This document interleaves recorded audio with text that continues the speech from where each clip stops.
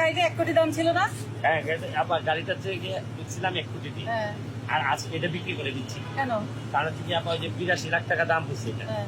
82 লাখ টাকা বিক্রি করে আর সংসদ সদস্য হিসাবে যে গাড়িটা আমি পাবো, মানে ট্যাক্স ফ্রি, এটা আবার কিন্তু আমাদেরই কিনে আনতে হয়। ওটার দাম কত? এটার দাম 1 কোটি টাকা। এটা কত বেচবেন? 82 লাখ, মানে আমার আরো 18 লাখ টাকা আমার এটা আরো মানে ভরতে হবে। ওই 18 লাখ কই পাবেন আপনি? এই এত 18 লাখ টাকা? না, আমি চিন্তা করছি যে আমার ব্যাংক করছে লোন দিবে।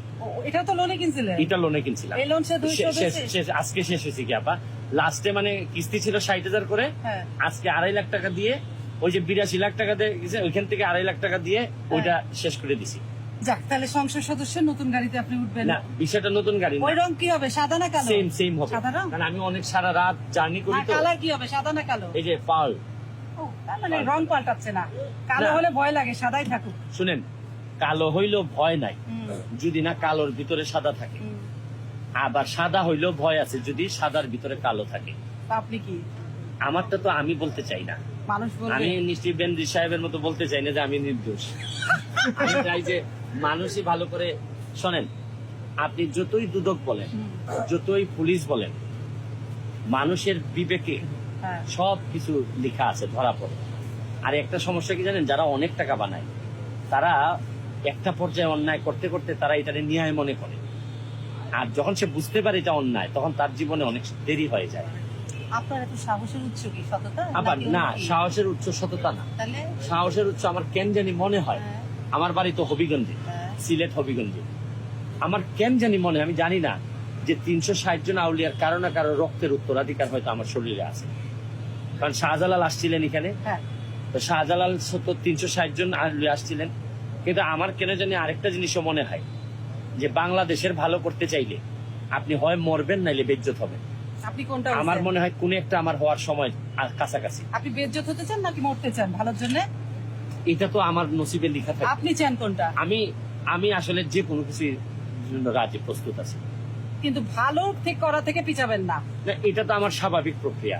ওকে। ধরেন আরেকটা বিষয় কি জানেন, আমি কিন্তু বন্দুক নিয়ে ঘুরি না, এত সাহস না, বা আমি 16 তলা থেকে কিন্তু লাভ দেই না, কত সাহসী আমার না।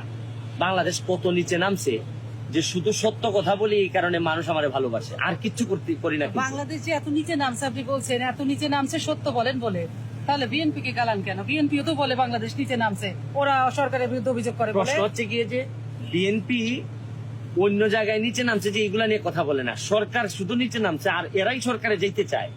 প্রশ্নটা হচ্ছে গিয়ে কি, আপনি বারবার বললাম না যে আপনার নিজের হাত পরিষ্কার না থাকলে আরেকজনের মুখে ময়লা, এটা বলার অধিকার আপনার জন্মায় না, এবং এই বলাটা অন্য দিয়ে রিকগনাইজ হয় না। বারবার আমি বলছি যে বিএনপি যদি পাবলিক যে কষ্ট পাচ্ছে বা যেসব জায়গায় পাবলিকের ফাংশন আছে এগুলাতে যদি অ্যাটাচ করতো বেশি, তাইলে হয়তো বহুদূর এগিয়ে যেত। আপনি কি মনে করেন যে আওয়ামী লীগ যদি কখনো খারাপ কিছু করে, কেন আন্দোলনটা এইভাবে হয়? বুঝলাম, কিন্তু আমার কথা যেতে হবে, আপনাকে যেতে হবে, কিন্তু সবচেয়ে বলছে বেনজির সাহেবের ইস্যু আপনাকে ভোগাবে না আগাবে? শুনেন, আমি কিন্তু জানতাম না যে নির্বাচনে আমি জিতে যাব। আমার কাছে মনে হয়েছে যে আমি একটা নির্বাচন করা দরকার, মানুষের জন্য কাজ করছি, করব। কিন্তু এই নির্বাচন যে আমাকে এত সম্মানিত করবে আমি জানতাম না। আমি কিন্তু জানতাম না যে একটা ফ্ল্যাট ঢাকায় না হইলেও কোনো না কোনো ভাবে আল্লাহ একটা সংসদে আপনাকে একটা বাড়ি করে দিবে। দেখেন, আমার কিন্তু ভাড়া বাসাতে থাকি, কখনো বলছি কোনো ফ্ল্যাট কিনবো না। হয়তো আমি বলছি এমপি থাকাকালীন সময় আমি কোনো সম্পদ করব না। দেখেন, না করার পরও কি হইলো, আমি একজন সংসদ সদস্য হিসাবে একটা বাড়ি পাইছি, বাসা পাইছি যেখানে আমি থাকি। এর মানে কি জানেন, আপনি দুনিয়া ছেড়ে দেন, দেখবেন দুনিয়া আপনাকে দিয়ে দিবে। বাহ, আর কি চাই? যে দুনিয়া ছেড়ে দেন, মানে দুনিয়া ছেড়ে যান, লোক ছেড়ে যান। আর এই বাকে বুকে আমি আর আপনি মামলা খাবো না, জেলখানায় পাশাপাশি থাকবো। ভাই থ্যাংক ইউ।